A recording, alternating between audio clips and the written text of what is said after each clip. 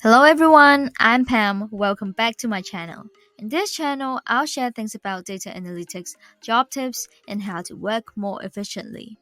Previously, I shared my personal experiences on how I get into the data industry, but my plan is to share more useful tips for data analysis. For beginners, it might seem overwhelming for those theoretical knowledge and complicated data analysis process. And you might also want to have a sneak peek of what I'm doing in my day-to-day work life. So to make it sound more interesting and to provide some popular ideas for those finding project ideas, I will demonstrate how I analyze a dataset. Let's get started on our data project. Data refer to a set of distinct pieces of information formatted and stored with specific purposes. They are typically saved in formats of CSV, Excel, HTML, etc. I just want to share more about the background story of why I'm interested to start this small exploration project.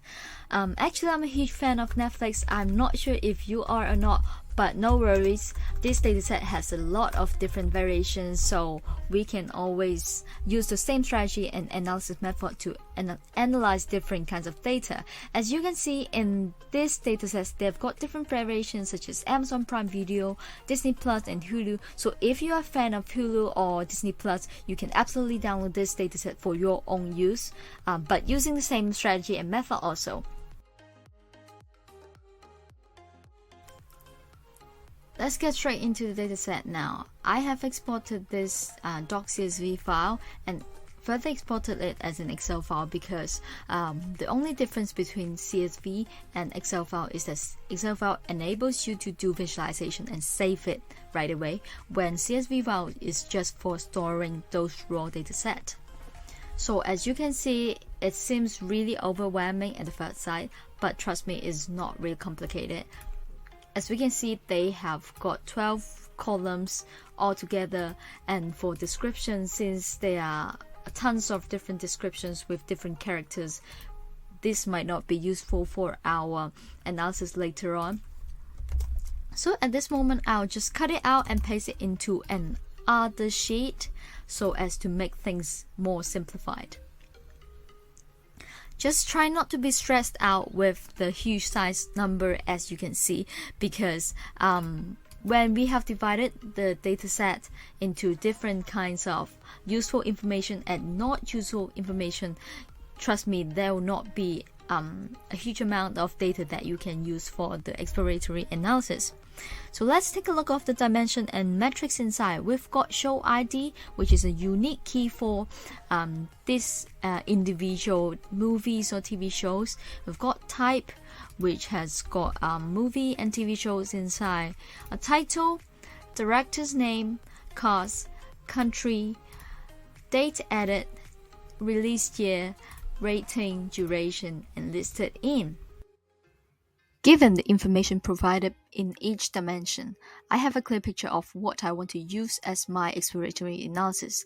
Type, country, date added, release year, duration, and genre will be great for me to do more analysis later on. Then I came up with a set of different questions and then further categorized them into year, country, and content. They will be the main directions for me to analyze data and find out the answers to my question. Some of you might have already spotted the data inside this dataset is not fully cleaned, which means some columns or cells are not fully formatted for data analysis process. Right now, we'll have to go through a data cleaning process on the duration column. Hitting Ctrl F, find and replace season, mean, and all unit names. This will ensure all cells in the column are not mixed with text.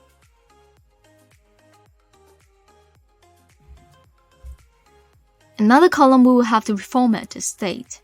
Sometimes, Excel just couldn't read the date format when they are shown as text. In this way, we'll have to manually configure the cells using date formula. Now, I'm manually inputting the month, day, and year with reference to the original date added column, so as to guide Excel to read the date in each cell.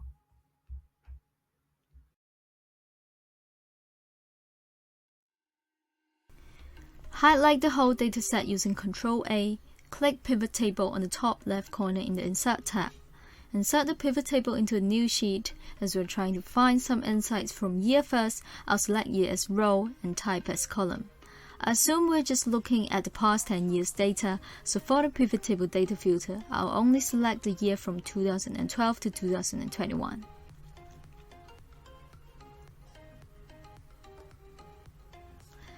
Drag the Show ID to the value column so we can see the total count number.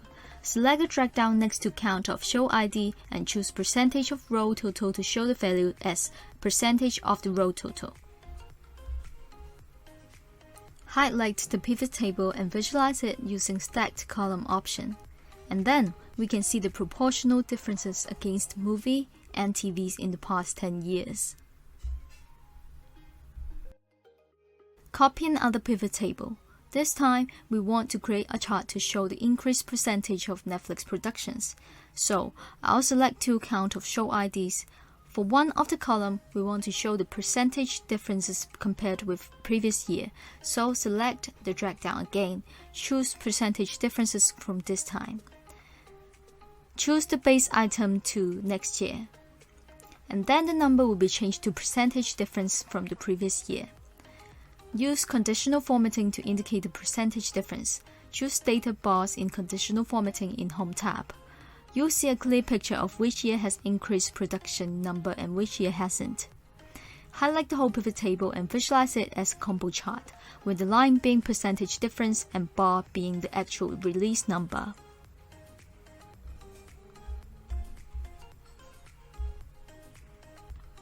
I think we are good to find insights using yearly data. Let's try to find some insights for country. Create another sheet with a new pivot table.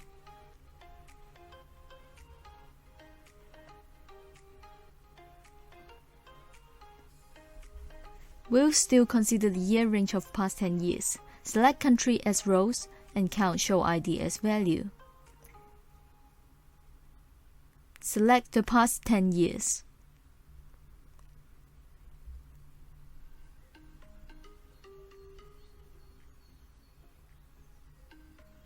Click on the Show ID value and hit Ctrl ASD. You'll now see the countries sorting from the largest value to the lowest. Then we're going to copy one more pivot table. Add type as column. This time we want to show the percentage contribution of movies and TV shows, so we'll change the display value to percentage of row total. For the last table, we want to show that amounts to countries with high production release, which countries are gaining production investment from Netflix and which ones are not. We'll put country as columns and year as rows. Select two show ID count as value and change one to percentage differences based off of next value.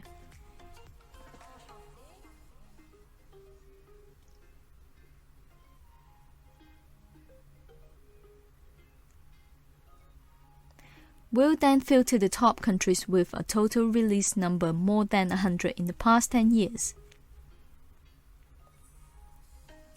As we can see, those include Australia, Canada, France, etc. Applying a conditional formatting to each country allows us to see the clear differences of production number change in each year. Lastly, we are going to dive into the content data. As we want to know the average season number and average duration of the movies and TV shows in the past 10 years, we will put the value this time as duration. Simply change the display value to some average.